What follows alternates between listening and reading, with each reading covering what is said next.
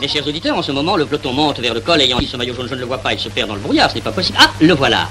Mais que se passe-t-il? Il a l'air de payer aujourd'hui ses efforts d'hier. Oh, il n'en peut plus. Voilà qu'il s'arrête. Va-t-il abandonner? Un spectateur vient l'encourager, mais quoi, il peut le nourrir, inutile, il n'a pas faim. Ah, du sucre. Bonne idée, ça. Des chercheurs ont noté que l'introduction du sucre chez les populations indigènes déclenche des maladies cardiaques jusqu'alors inconnues.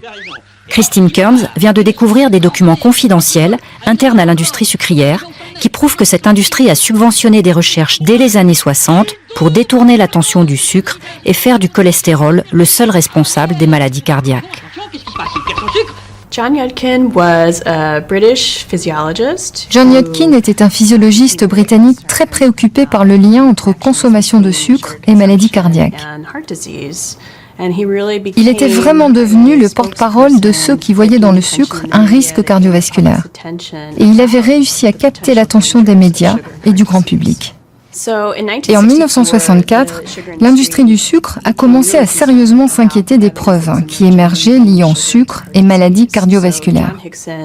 John Hickson, le vice-président de la Sugar Research Foundation, a déclaré qu'il y avait des flots d'études provenant de laboratoires comme celui de Yudkin qui prouvaient que le sucre cause les maladies cardiaques et qu'il fallait passer à l'action.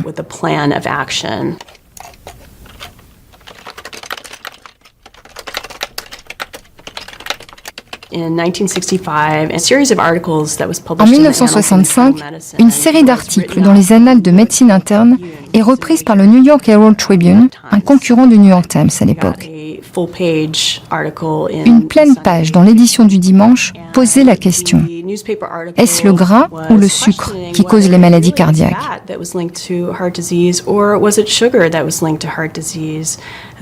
Et le journal poursuivait: jusqu'à présent, le lien avec le sucre était théorique, mais de nouvelles preuves viennent renforcer l'hypothèse du sucre coupable de déclencher les maladies cardiovasculaires.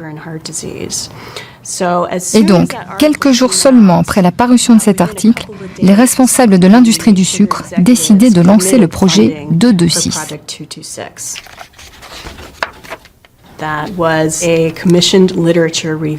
Il s'agissait de confier à des chercheurs de Harvard une revue de la littérature scientifique sur le sujet et de publier une critique de tous les articles liant le sucre aux maladies cardiaques.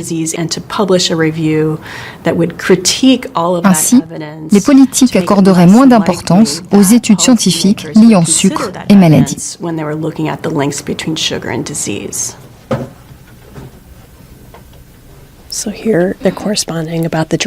Voici un échange Hickson de l'industrie du sucre écrit au professeur Hexted.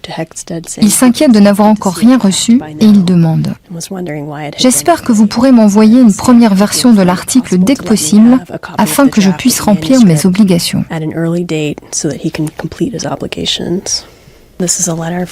Et voici une lettre de la Sugar Research Foundation qui dit: merci beaucoup pour le manuscrit. Je dois vous dire que c'est tout à fait ce que nous avions en tête et nous sommes impatients de le voir publié. La publication s'est concentrée sur la question: est-ce que le sucre cause les maladies cardiaques? Ils ont passé en revue un nombre énorme d'études accusant le sucre et les ont mises en pièces une par une en pointant la moindre faiblesse. L'article publié ne mentionnait pas le moindre financement par l'industrie du sucre. On a donc des chercheurs de Harvard, on a la très prestigieuse revue New England Journal of Medicine. L'industrie du sucre ne pouvait pas rêver moyen plus crédible pour faire passer son message. C'est bon le sucre, et ça donne de l'énergie. Ah mais ils en veulent tous, et ça a l'air de leur faire de l'effet. Quelle énergie! Ils arrivent tous ensemble. Mais quoi, ils n'arrêtent pas? Non, ils brûlent les étapes. Ils courent vers Paris. Le Tour de France va être terminé avec 8 jours d'avance.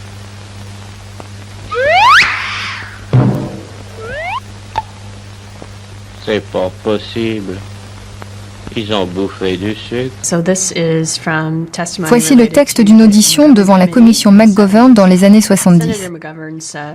Le sénateur McGovern dit: j'ai l'impression que la plupart des médecins traitent un taux de cholestérol élevé en préconisant une réduction de consommation du gras et attachent peu d'importance au sucre. Si je comprends bien, vous pensez que la consommation de sucre est plus significative que celle de gras. Et le docteur John Yudkin répond: oui, monsieur, en effet. Je pense que nous avons été trompés.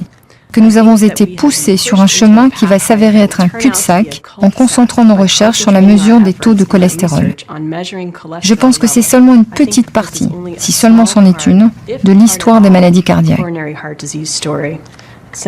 Sénateur McGovern, si vous aviez un patient avec un taux élevé de cholestérol, vous lui prescririez de réduire sa consommation de sucre plutôt que celle de gras. John Yudkin. Tout à fait, c'est ce que je ferais. Sénateur McGovern. Mon médecin me dit exactement le contraire.